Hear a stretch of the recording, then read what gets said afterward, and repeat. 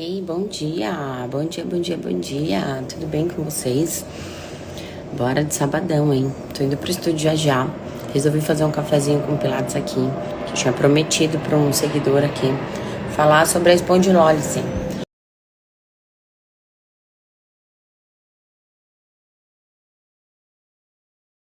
A espondilólise é o escorregamento da vértebra para a parte anterior, ou seja, ela escorrega para dentro do corpo, tá? Pro lado do abdômen, para dentro, tá?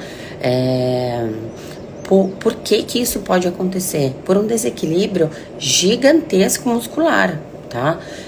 Ou por uma trombada, de repente ele vai e leva uma trombada muito forte nas costas, né? Se não é por um impacto, é por um desequilíbrio muito forte da parte anterior do corpo, tá? Então a parte anterior puxa ele total para frente, as costas. Então quando a gente tem uma fraqueza da região das costas e um desequilíbrio muito grande para frente, o abdômen, o peso dos órgãos vão puxar, tá?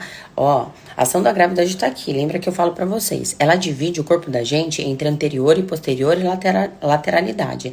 Essa ação da gravidade, ela divide exatamente, direitinho o nosso corpo, para que tenha esse equilíbrio.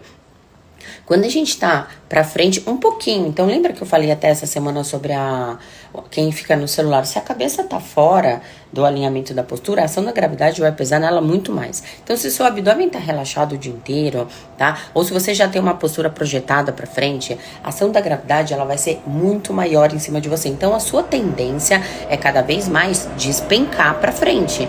E aí quanto mais você despenca, mais peso tem, mais a sua coluna tá lá tentando te puxar pra trás porque ela acha que você vai realmente cair pra frente. Então, por isso que assim, é tão importante a gente saber disso. Quando você tem um problema na coluna, tanto de hérnia de disco, qualquer tipo de problema na coluna, você nunca pode pegar o seu cliente e trabalhar só a coluna. Ah, então ele tá com um problema nas costas, vou lá fortalecer as costas dele. Não é só nas costas. Você precisa trazer a abertura, o alongamento da parte anterior do abdômen para que a coluna volte com mais facilidade, porque na frente do corpo a gente tem uma tendência a flexionar. A gente tem um X no corpo aqui, ó, no abdômen, que forma um X, que é o tecido conjuntivo que chama fáscia. Esse X faz a gente enrolar cada vez mais, tá? Então, se a gente solta o abdômen, até comentei aqui uma outra vez, assim, uma pessoa falou que estranho alongar o abdômen. Gente, sim, tem que alongar o abdômen. Quando a gente alonga o abdômen, a gente consegue facilitar a volta dessa coluna lá para trás, e aí sim a gente começa a fortalecer a frente para trazer a força para trás. Então, nesse caso da espondilólise, já tá tudo escorregado. Então, eu mostrei pra vocês. Pode só escorregar e num grau maior, né? A pessoa escorrega tanto a vértebra que ela quebra o processo espinhoso. O processo espinhoso é aquela pontinha da vértebra que tem pra trás, que a gente põe a mão aqui, a gente sente uma pontinha, é ele. Então, ela quebra, tá? No caso dessa pessoa que me perguntou, ela me mandou o exame, tá? Ela tá num grau 1, então isso é ótimo. Porque só tem um pouco de escorregamento. Mas ela está com sobrepeso. Isso quer dizer o quê? Se ela já tá com a vértebra escorregada aqui pra frente e tem uma barriguinha ou tá em sobrepeso, o desequilíbrio já tá acontecendo muito maior, porque tá despencando aqui. Aí uma coisa que ele me contou, ele foi paraquedista há muitos anos, ou seja, essa questão paraquedista, quando você se joga lá, você fica com o corpo aqui nessa posição, porque a ação da gravidade vem e aí você fica nessa posição, ou seja, ele tava sempre assim em extensão. Quando a gente faz a extensão, o exercício de extensão, ele é ótimo, tá? Para que a gente consiga ganhar aí força muscular e equilíbrio, tá? O aumento dos discos. É um dos exercícios que eu considero, assim, muito bons pro fortalecimento. Porém, se ele não é feito consciente, ele vai te machucar, tá? Porque o nosso corpo foi projetado para ficar alinhado. Porém, a gente não tem osso na barriga. Então, a chance da gente dobrar o corpo para frente é de 100%. É muito mais fácil vocês verem uma pessoa que tem uma postura aqui do que uma pessoa que anda na rua assim, em extensão, entendeu? É difícil, isso não existe. Então, o paraquedas faz ele ficar a vida toda lá, ficou na extensão, ou seja, empurrando as costas deles lá para trás, facilitando com que eles escorregassem essa vértebra. Então, o que a gente precisa fazer urgentemente é perder peso, urgente.